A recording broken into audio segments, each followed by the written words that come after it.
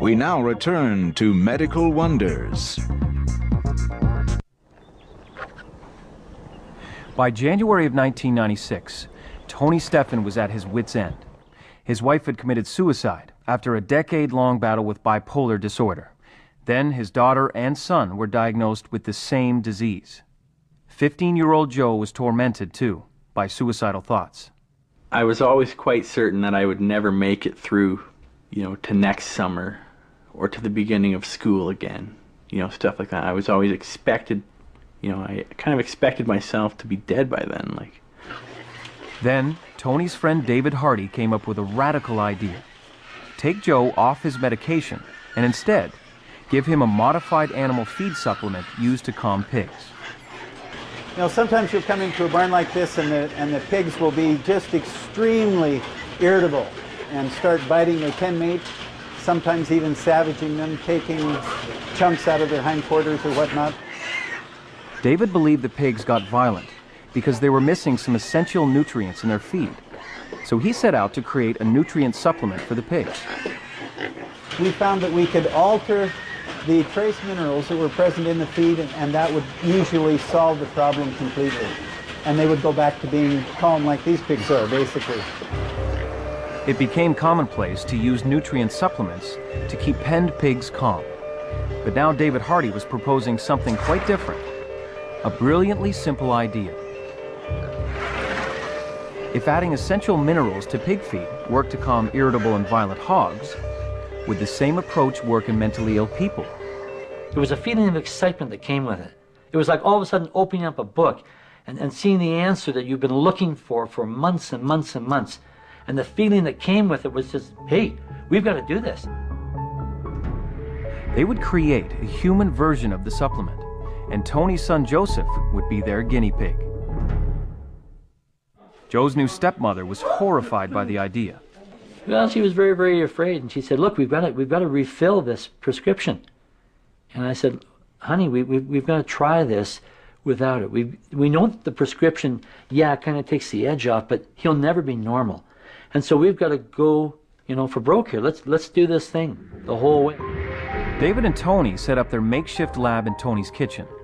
They blended store-bought vitamins and minerals, such as calcium, amino acids, and antioxidants, trying to mimic the pig feed formula. We started out just with the concept that many different elements, as broad a spectrum as you can provide, so that the body's getting everything it needs and that there's no deficiencies. We wanted to provide something very complete in that way, and we got it by combining 4 different products. Getting out and everything. Lots of snow. It was very, very stressful. No question, and there was so much hope that this would work, that this would finally be the answer. Yeah, aren't you?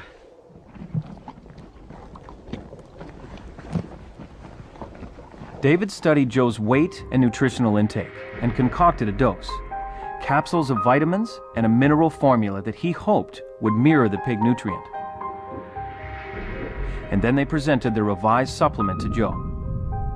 Well, I don't think he related it like that. This is pig feed we're going to give you here. But I was quite excited by the idea of something new. Maybe something would make me feel better. And I was willing to take a chance with that.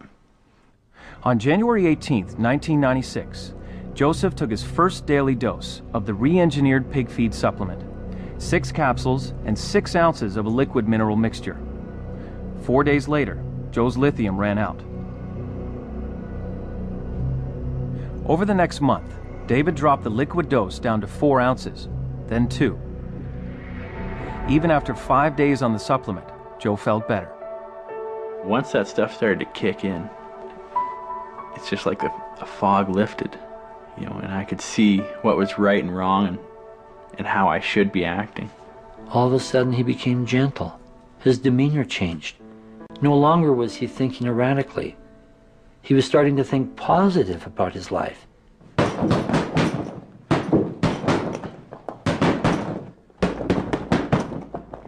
Joseph's delusions and depression disappeared. But meanwhile, his sister Autumn's emotional state was growing worse.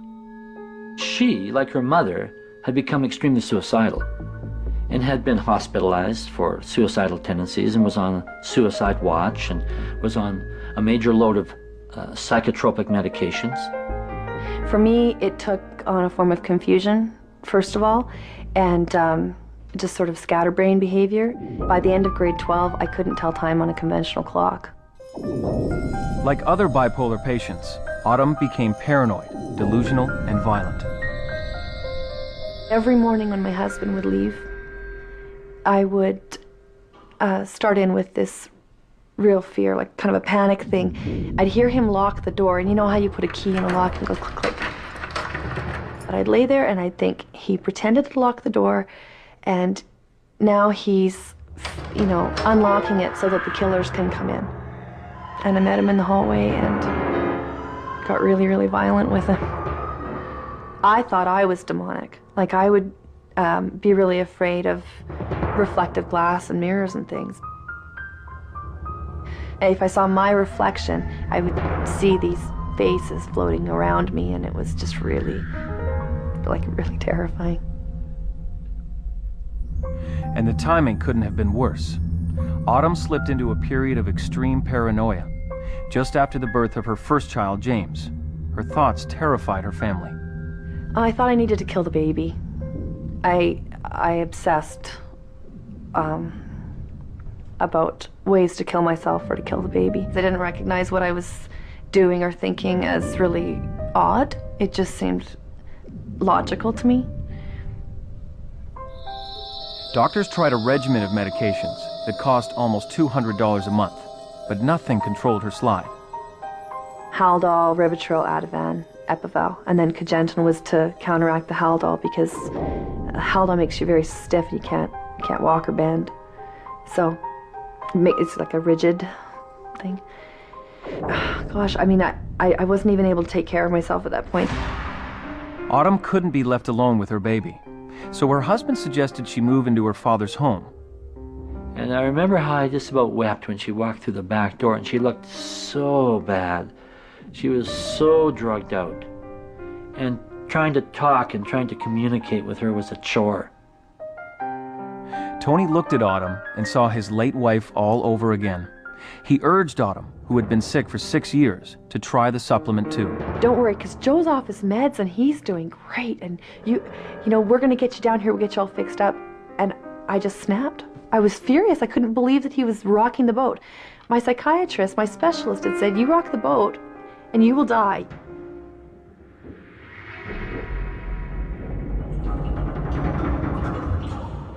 Oh, I said, look, you're going to do this. And I won't say that I forced her to do it, because it doesn't sound politically correct, but I constrained her to do it. Not sure how they got it into me. It wasn't willingly the first couple doses, I'm sure. Even beyond that, I know he came home every day that week to make sure I was swallowing, you know, and check my mouth to make sure I was taking it. 5 days later, the sound of the water running. Autumn had turned a corner. There was always a paranoid thing with the shower. I'd have to have either doors open or sometimes shower with clothes on. The delusions were disappearing. The constant voices in Autumn's head had disappeared too. She said, you know, Dad, I think we can do this. This is changing me. I feel better. I feel more energy. I feel like I can think through a thought, and I don't have those ugly, suicidal feelings on me all the time now, you know? Hey, do you want to come over and look at the album? Sure. They told me when I was on the Haldol and a number of other medications, you know, maybe we'd want to consider having an operation so there wouldn't be any more risk of pregnancy, because the effects on a fetus would just be horrendous. He was that champ, wasn't he? Oh yeah. I'm just so glad I didn't take that advice. I've got 2 little girls now. It's kind of like starting over and getting a real life. It's been good. I absolutely believe that it's the hand of God, that this is an answer to our prayers, absolutely. I think when I look at them today and I see that they have their existence, their life back, that they're whole, yeah, I believe that God answers our prayers. You bet.